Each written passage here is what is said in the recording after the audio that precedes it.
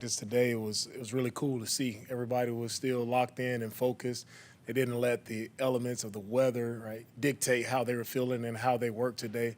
So it's a really good sign when your guys are made of the right stuff and they practice the right way. I think we also talked about how the postseason guys kind of get this second win. Have you noticed that, felt that amongst your players? We're happy to be here now. It's weird when you clinch so early, right? It's a little weird. Like you got to still push through these games, try to advance your seeding as best as possible. And I think everybody is just, okay, we're here now. Now it's time to go. We've been waiting on this moment for a long time. Our guys have worked really hard to put themselves in position to have a chance. And we're here now, and our guys are excited about the opportunity, and they're working the right way. So I'm excited for our guys, excited to see them go play. Feel nice rebound from narrative to how you performed, how they performed in the last game? Our guys responded really well versus the Raiders. We knew that was not representative of who we were defensively. So I was very proud of how our guys responded versus Arizona. Guys were locked in. Guys did their job. They were playing with great technique, great effort. Guys were swarming, playing our style of football, and it was nice to see. Sometimes you get punched in the face and you have to rebound. And our guys, they responded. They came out and they showed who they were. Right, that's the character of the guys that we have. Again, just made of the right stuff, and just so proud to coach these guys. So proud to coach them. For this matchup, the last one between DK and Mooney on the field was extremely physical. Do you expect to see the same type of matchup with them again on Saturday? This will be a very physical matchup with DK and Mooney and just across the board with their O-line, our defensive line, our linebackers. It's going to be a physical game. It's playoff football, and that's what it comes down to. Typically, the most physical team, the team who attacks the ball and takes the ball the most, is the team that's going to win this game. So I'm excited to see the matchup again, no matter who lines up across from DK or Lockett, whoever it may be. Guys are responsible. Guys have to do their job and go play to the best of their ability and just try to make plays versus those guys.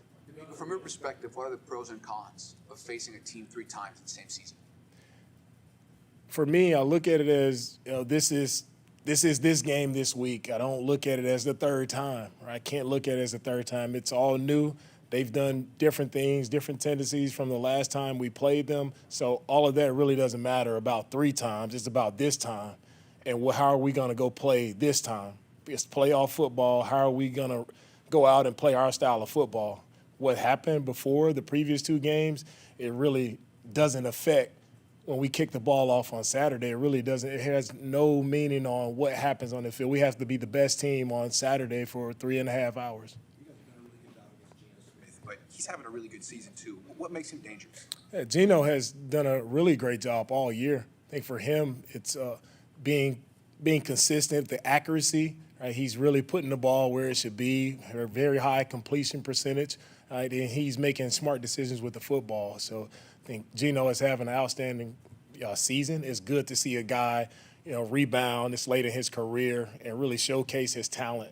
Geno has always been a really good quarterback, so it was good to see him, be the guy again and lead this team and lead them to the playoffs. He has to be pretty proud of his accomplishment and what he's done this year. Significant boosts from in-season acquisitions at defensive tackle with T.Y. McGill, Michael Dwumfor. I think he recovered the fumble the other day. Do you have any communication with the personnel department during the season as far as these are the characteristics I'm looking for, this is what we need to kind of bridge the gap when there are injuries at a spot like that? With our personnel department, I think we've done a really good job of just collaboration with our coaches and personnel, scouting, not only in season, but it's during the draft process, during free agency. So everybody is tied together and understand the type of players that we're looking for. So when something comes up in season, those guys already know. It's the same type of guys we look for in free agency and draft. It doesn't change. In season, if we can find a guy who fits our brand of football, we would love to have him. Obviously, your concentration is on this game, but early in the week when your name, you start getting requests from other teams to interview. How do you process that? It's very humbling to be able to get requests for head coaching interviews, right? It's humbling when you think about a lot of guys who coached before me And a lot of guys put in a lot of years, like a guy like Bobby Turner comes to mind, and all of the years he put in. So I think about guys like that and them not being able to get the opportunity, and me, truly being able to go represent for them. And that's what it means. It means a lot for the other guys that have been before me, and it's special to be able to be in a select group, to have head coaching interviews and people requesting. It's a special moment. It's a proud moment. And I'm very thankful and grateful just to be spoken of in that light. And so I'm very, very humble, very grateful for those opportunities. A year ago, you had an opportunity to go get multiple interviews, and you said, no, I want to come back. I have more to learn. I would imagine a year later, how do you feel about that decision a year ago? I feel strong about the decision I made, and I feel like it was the correct decision for me and my family at the time. How much did going through it last year in terms of kind of balancing your time maybe help having to do it again this year? Right. During this time, I'm thankful and happy to be in the playoffs at this time, and the interviews and those things, they'll take care of themselves at the right time. The focus is all about Seattle for me. It's all about that, all about what can we do, how can I help our guys be in position to go and win this game on Saturday. That's the focus. The interviews, all those things, they'll take care of themselves. What was your individual focus this last year on how you wanted to get better at your job and perhaps prepare yourself better for a head coaching job down the line? Right. For me, it's just overall, there's a lot of scenarios, a lot of situations that come up throughout the year, not just looking at it from a defensive perspective, but looking at it from a total team perspective, and just being able to sit in and listen to conversations and just really enhance my knowledge, not just on defense, but on overall team. That's the biggest thing for me, and I feel really good about where I am right now. You watch the playoffs start, you take notes from Kyle and those types of things? Yeah, always learning. For me, it's been awesome to be here and learn from Kyle. He's been an outstanding head coach, successful, has done it for coaching this league for a very long time, very knowledgeable guy. And I've gained so much knowledge from just sitting, listening to him, studying, seeing how he operates, how he runs the team. There's not a better guy for me to be able to sit under and learn from for the time that I've been here. He's been outstanding. Nick said last week that one of the things he likes most about you is you push hard, but you know when to back off, or you just have a really good touch with that. Does your approach change at all as the stakes get higher in the season, as far as how you manage the personalities and how you drive them? Right, managing our guys, for me, it's like we have a standard, and the standard is what our guys set. I didn't set the standard for our defense, our team. Our guys set that standard, and for me, I'm just there to push them to make sure we're still upholding that standard. And their standard was to be the best in the league. And for me, when it's not looking that way and it's not correct, it was up to me to make sure that, hey, who did we say we wanted to be, right? Who are we? And are we playing that way? Is it representative of being the best in the league? And for me, it's upholding that standard. It's always finding a fine line to push guys, to encourage them, to uplift guys. That's all about leadership. It's not just pushing guys all the time. It's about encouraging. It's a fine line. It's a fine balance of mixing that out, and that just comes with having the proper leadership style and really understanding the people that you're working with. That's what it's all about. When you're connected to the people and you understand who they are, that's how you can push the proper buttons, right? You can push guys too hard and push them the wrong way and they go in the tank, but it's all about finding that right mix and knowing the guys who you're working with. Quick question. Go ahead. Have you developed a slightly softer touch? Say that again, sir? Have you developed a slightly softer touch? A softer touch? Yeah, as far as, I don't know, some guys have said just that maybe, not that you've gotten soft, Right. but, you eased up in some way, in a good way. Yeah, I try to, it's, playing, I can be very intense when the time comes forward, and it is, learning. I think it goes back to also learning and understanding the players you're working with and what can they handle, right? So it's, how I talk to one guy is not how I can talk to others. So it's finding that fine balance of when to let up a bit and when to press guys. So there is a balance that I've learned and I've grown and become better at doing that and communicating with players. Is that one of the hardest parts of being a coach? It is. That's the hardest part of being a coach is how do you motivate all these different personalities, different guys, different learning styles in your room. How do you motivate each one? Each one is not motivated by the same thing. So it takes time talking to these guys, learning them off the field to understand what buttons can you push to help guys. And everything I do is about helping these guys be their absolute best, right, on the field and off the field. So it's you have to know them to be able to push them in the right way. Jordan Willis, real quick. Nick Bosa's been so great all year. He gets so much attention and press. It seems like Jordan Willis has been stepping up recently and made a big impact. What's he doing well? Jordan has done an outstanding job of really embracing this role and really flourishing in it. Right, when his number is called, he's gone out there and he's put pressure on the quarterback. He's played the run very well. He plays with great effort and he's able to make game-changing plays for us. So Jordan is just being Jordan. He's himself. He goes out. He plays the right way. He's a physical player, and it shows on Sunday. How does he play special teams like he did on Sunday? That's again, Jordan, he's a guy who he's going to do whatever it takes to win. And that's the cool part about Jordan. He's going to do whatever it takes to win, and it's nothing cooler than seeing Jordan make a play and everybody on the sideline being fired up for Jordan, and he has the same cool, quiet demeanor about himself, and it's always fun to see him make plays. All right. Thank you, guys.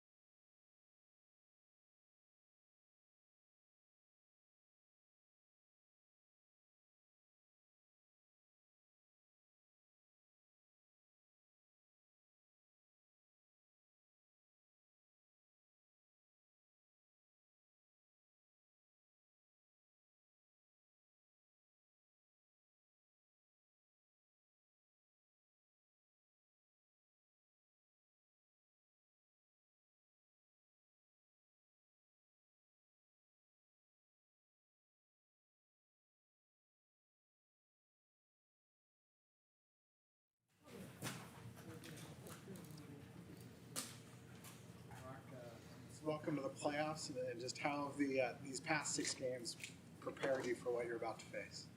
Yeah, I'm not trying to make it bigger than what it is. Obviously, there's more on the line and everything, but I think, having 6 games under my belt in terms of just playing in an NFL game and trying to win for 4 quarters, has helped me get to this point. And all the guys in the locker room got my back. We've all grown together, so we're ready for what's ahead. You said the other day that the weight of the world's not on your shoulders because of all the playmakers that you have around you. Is that something that's been kind of instilled in you since you took over this starting role? Yeah, I feel like that's, sort of been my mindset. Right when Jimmy went down, all I had to do was go in, do what Coach asked of me, and get, Debo, B.A., George, Christian, those guys the ball. And it hasn't changed for, all the games that I've played in so far. And that's still going to be the mindset, going into playoffs. You're not making the team twice for the first time in your career in the NFL. How does that change your preparation, if at all? Yeah, we played them what seems like yesterday. And so for myself, it's, come back in, what have they done different in the last couple games? What did we do to attack them the first time, and go from there. But, again, not try to overthink things or do anything crazy. Just stick to what, Coach has dialed up. I'm just going to try to play my game and go from there. Just keep it simple. Describe your role as a point guard in this offense, spreading the ball around to that many weapons. Did you ever play basketball competitively? No, I didn't. It was just football and baseball. So, yeah, that answers your question. Yeah, sorry. The locker room was very lively today. Have you sensed that energy from everybody since this week started? Yeah. Fred said it really well at practice yesterday. He's like, man, you should feel this, this feeling in your gut, of, man, we're in playoffs. It matters, obviously, every single day, every meeting, every minute matters.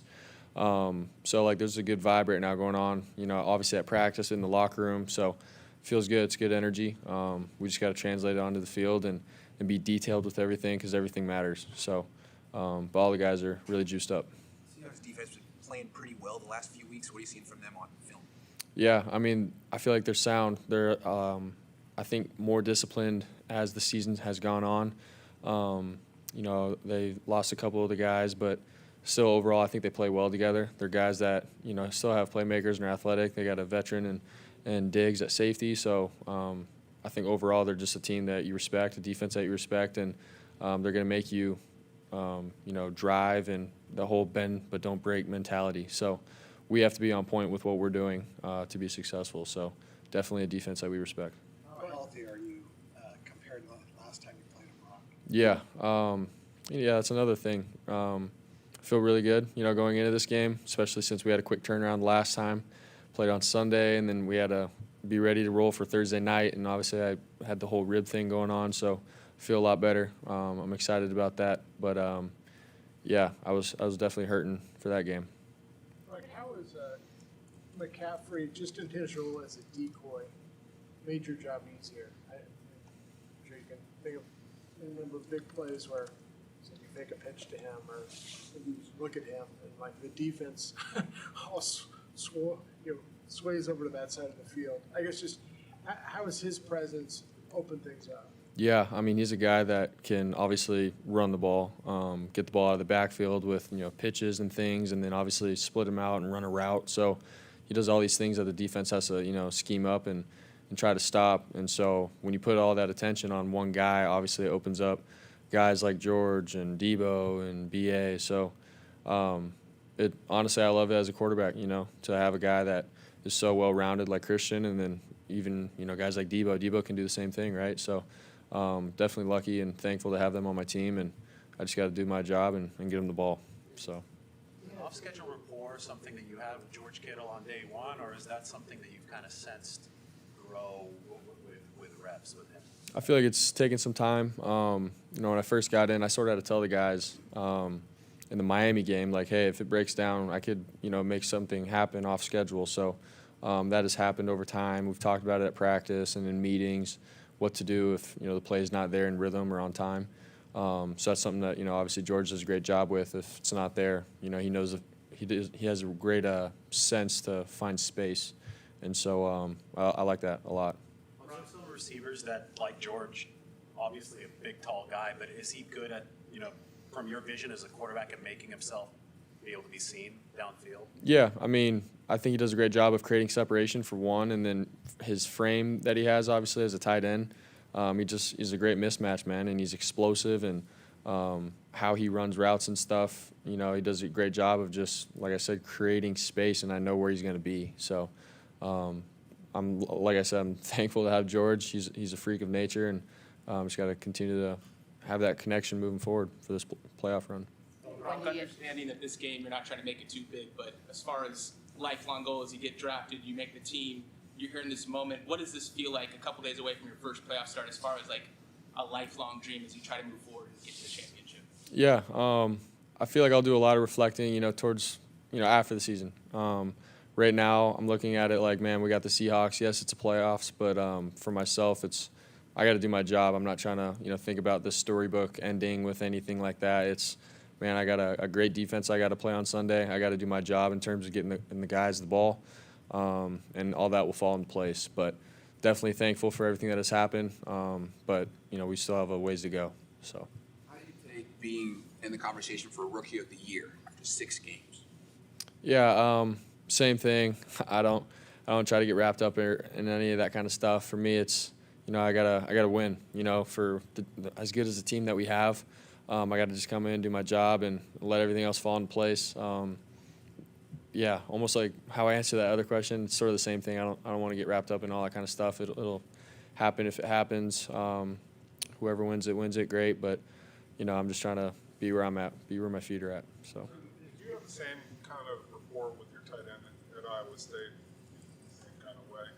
You talking about the off-schedule plays, or? I'm not saying that he's the same as George. I'm just saying the relationship you have. Yeah. Charlie Kolar and I, for sure. We made a lot of plays together. He did a great job of creating separation, and I always knew, man, I got a big tight end matched up against a linebacker or safety, and I can give him a shot. So, Charlie did a great job with the off-schedule plays too, the scrambling. He always had his eyes downfield. He saw the game like a quarterback sees it. So I think George does the same thing. So definitely similar in a way. And how many different ways have people tried to attack you so far? Like, Miami came out and they just blitzed you. Figure they're testing you on quarterback. Like Arizona came physically at you up the middle of the time, forced you to go to your left. How much have you seen so far, and how much do you think is still to come? Yeah, I feel like I'm sort of I see something new almost every week. So obviously there's, 6 games of film out there on me. So there's still things that I'm sure coordinators are going to try to dial up and everything and try to get me to do something different. But, for myself, I just try to stay grounded in what the progression is, what the read is, those kinds of things. But, I don't know what coordinators are thinking or how they're going to stop me or what. So, but I feel like I do see, different things every single week. So we'll see. You seem really comfortable rolling left, which is unusual for a right-handed quarterback. Why do you think that is? I'm not really sure. I've asked myself that. I've watched film. I'm like, okay, why? Have I done that? For myself, it's like, man, I feel pressure, and I just try to get out however I can if the play's not there. So I feel like the last couple of games it's just been to the left by chance, but it's not something that I go into the play like, man, if this isn't there, I'm gonna escape here or there. It's just what's happened so far in the games. So it's really been about it. Thanks, guys.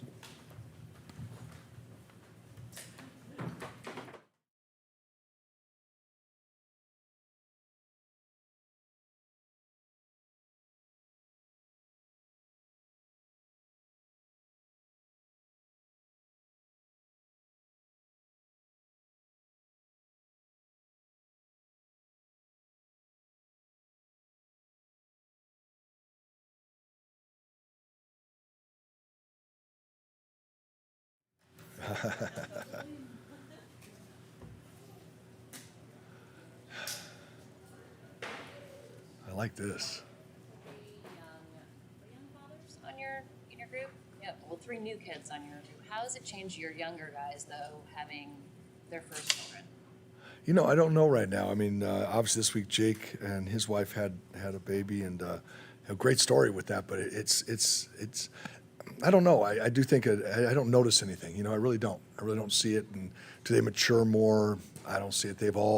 These guys are all pretty hardworking, good guys, and so I don't see much change in the guys. And obviously, we all know that it's a huge change, huge life change to have a baby, and all that go with it, and their their commitment to things they need to do. But I think these guys have been good all along with it. So. How was Jake throughout the game? Well, I didn't even know till after the game. So, I mean, I'm sure you guys heard the story, but it was, seriously, we found out he went early in the morning, his wife went into labor, they went to the hospital, had the baby, and he was back over here dressing for the game, and nobody knew that they'd had a baby. And pretty soon we're like, somebody said, hey, Brendel and his wife, they had a baby. And we're like, well, what are we going to do for a center today? He was like, well, no, he's in the locker room changing. And so he went, they did it. Luckily, everything went smoothly, and they were able to, she was able to deliver, stayed there for about an hour or so, came over, suited up, and played the game. And I didn't know the whole game. I would have never noticed. And then after the game, I heard the story, and I'm like, wow, this is pretty crazy. And he did a great job. You have to take into account the fact that it's probably going to pour when your game planning. Yeah, I mean, the fortunate thing is we've had some rain here, obviously, in Northern California lately, so we practiced in it a lot. We had some rain games early. The first Seattle game had some rain, obviously not the extent that we're going to get probably this weekend. And then obviously the Chicago game, the first game was great until the end. It was fine, you could manage, and everything was going along pretty smoothly till the end, and it just became an absolute. There was no way you could play, and I don't think we're going to see that. So I just think you just have to practice in it, which we're doing, which is really fortunate, and you just get used to dealing with the wet ball. I was noticing the quarterback center exchanges today were. They were good, knock on wood, and the guys they do a good job with it. It's really good to be able to practice in it. You get to deal with the weather and deal with the elements, the wind, things like that. So it was a good practice day that way. It doesn't seem like the elements shake Brock Purdy either. Does it seem like he's just still even keel throughout everything? Yeah, what are they called, mudders? They're good. They're good in the mud, right? You have like running backs, like Raheem Mostert was much more of a, like the fast track, right, and things like that, where Jeff Wilson was more of a guy that could sludge it out in the mud, that kind of. I think Brock Purdy, having played at Iowa State, we have to assume he played in bad weather there, and so he's probably gotten used to it through the years. And it is an adjustment. I mean, it definitely is. You play in that weather. I mean, having coached in Tampa and having coached in Miami, you go up in those cold weather games, you're just, no matter how hard you try, it's hard to acclimate in that short period of time. Rain's the same thing, but fortunately we've had enough of it. I think our guys have had a chance. 4 sacks allowed in this game seemed like uncharacteristically struggle of a game for the offensive line. What did you see from the breakdowns there? Yeah, the breakdown was we had this is not pointing fingers, we didn't execute our plan well enough. We had two of the JJ's 2 sacks. We actually had a chance to double team them, and we missed the opportunities. We just didn't quite do what we should do on it. And the guy, and he's a good player, and he made plays. And his last game, gosh, if you're going to say he got us on 2, we still won the game. He got 2 sacks for his last game. Good for him. We tried not to give it to him, but he still got us. And it wasn't the one-on-one matchups that he won. It was chances that we had to kind of neutralize him, and we didn't take advantage of him. And he was still able to get to the quarterback. The other 2 sacks. I'm trying to think. I know the one was just they ran a good stunt on it, and then the other one, Brock scrambled backwards and probably could have thrown the ball away on that one where it didn't need to. So, yeah, but those things are always there's a bunch of games this year where I'll bet you Jimmy, even Brock, or even Trey, the first game avoided some, and then this one you think you've got it locked down, and next thing you know you give up 4 sacks, and it's the ebb and flow of the whole thing. So obviously it's a big point of emphasis this week. You don't want that to start being a factor, because those sacks they take you out of drives, especially first and second down sacks. You got to be sure you can tighten up and make sure. And it was good. It was a good lesson for us to say, let's get this detailed up. When we say this, it means this, and we weren't quite on the details, and we missed those ops. Obviously, you don't want to take your quarterback to take a 17-yard sack. Kyle said he probably knew exactly what happened when he hit the ground and Kyle was in his ear. What is Kyle like in the headset when he's talking to Brock after a play like that? This is PG here, right? This is a PG-13 audience. Yeah, no, he's Kyle. Obviously, we all get animated on game day. No, he's great. He just he'll always tell the guy what he should have done, and he's just very straightforward with guys. The one thing about Kyle is very honest with the players and straightforward. And on game day, there's always a little bit of emotion behind it. But man, dude, you got to get rid of the ball. Dude, we can't take that kind of sack. That's a lot of field position that we're giving away that we possibly could back them up inside the 5 or 10 yard line, and we lose those 17 yards on a sack, and it's really hard to overcome. How does Brock respond to that? I think he's pretty good. You guys see Brock's demeanor. He's he's a pretty serious-minded guy, so sometimes you can't really tell what he's thinking. You can't tell if he's mad or if he's happy or what he is. So he seems to take it well. I think he's a pretty tough-minded kid and can handle tough coaching. But, there's a lot, and no matter how tough you are, you're going through a lot every single day at that position. You're learning a lot falls on your shoulders, so sometimes it's hard. But these are lessons he has to learn, and we've talked about before. These are invaluable lessons when you go out on game day and you get to experience these things. Game planned a lot for Pete Carroll's defense. What's challenging or unique about game planning against him in particular? Well, they're just very, very, very sound, and they're well coached. So they're going to be where they're supposed to be. And then even when you know where they are and you go block them, you have a good play, you still got to block them. You still got to break a tackle. A guy's got to break a tackle, or you got to finish them so they don't come off and make a play. I mean, they're well coached, not just in the scheme itself, but in then playing their techniques and fundamentals. And they're very, very good at doing it. And they've been through the years. Pete has always his defenses from back. I remember back when he was in New England. I mean, it's always been sound. It came from he and Monty Kiffin came from now the defenses, how they put the defense together has changed through the years as to what they're running, but the base fundamentals of how you stop the run and the gap control and the fits and how they do things has been so consistent through the years. And it's a challenge. It's a real challenge. You have to be on point with how you block them. It's not just enough to say, okay, we got a guy for him, a guy for him, a guy for him. It's not just having a guy for him. It's how you're going to get him blocked. Because they got some challenging guys with Al Woods back. He wasn't there the first game. They lost 90 in our game, but 97's back. I'm back and playing well. 93, the inside linebacker really lost their leading tackler. Those other two guys are really good special teams, have been good special teams players. They're two inside linebackers now, and they are good in space. They're hard to block. Special teams, right? They're in open areas. They're used to dealing with things. And so you have to get on them and you have to work to finish, or it might look like, oh, there's a play that's going to break out. No, it's 5 yards. It's 4 yards. And then when you get through it, the whole thing is 6 at free safety. That guy makes sure he makes sure that that nothing gets through. The big run at the end of our last game, 6 was that's my first time at the podium. 6 was blitzing, and so they had a different guy in the middle of the field. So when our runner broke through, Mace, he was able to make that guy miss. Where if it was 6, I don't know if he would have or not. I hope he would have, and we would have had a big run to ice the game. Either way, it was a first down. But it is that's what that defense is. And so you can imagine, even though the style of defense has changed, imagine back when it was the Legion of whatever they call it, boom, doom, whatever they are, boom. Yeah, they were. Then you have all these great players in every single position. And so they've gone through a little bit of transition, but these guys still play very, very sound. The fundamentals are there. Long answer, but I'm telling you, I have a ton of respect for Pete and the defenses that they've run through the years. And it just really makes you lock down and say, guys, I'm telling you, it's not just the normal this block or that block. You better be on your details. Was Arizona the best so far at kind of attacking Brock up the middle to chase him? Because he's a shorter quarterback, and you want to take away that cleanness in the front of the pocket. They really didn't. I mean, that's what they did. It's what happened, but it was more just there was normal rushes. It wasn't like they had a scheme to attack Brock a certain way, because they weren't doing a lot. It was just that what came free, what we didn't pick up, who got beat. It happened to be in that area. It wasn't around the corner. It was up the middle. But it wasn't like by design they were pouring 3 up the middle or all that. There wasn't a lot of pressure, actually. There was single backer dogs and a couple little things that they did in there that created some of it, but I don't think it was trying to force him to do one way or the other. The pressures came every other way or a different way. Have you seen much of that? Nope. No, it's been because I think there's a lot more right now with I don't know. I'm not on the other side of the ball, but the defense. But I think there's a lot more with who you got to cover and things like that. So I think there's a little bit more of I don't know. We're seeing. I don't know how to say it. It's just there's not as much of that right now. I think they're more concerned about just they run their 5-man rushes. They do what they do to come free. When they pressure, it's well thought out, hoping to get a guy free. But they have issues with covering our guys as well. So I think it's a little bit harder to just say we're going to sell out to make sure Purdy can't step up in the pocket, or if you think because he's shorter he can't see or whatever that might be. I think there's more to it with the coverage of our players and making sure that it won't matter what you're doing up the middle. If you can't cover, the ball's going to come out and a play is going to be made. So, but could be that we might see some of that at some point.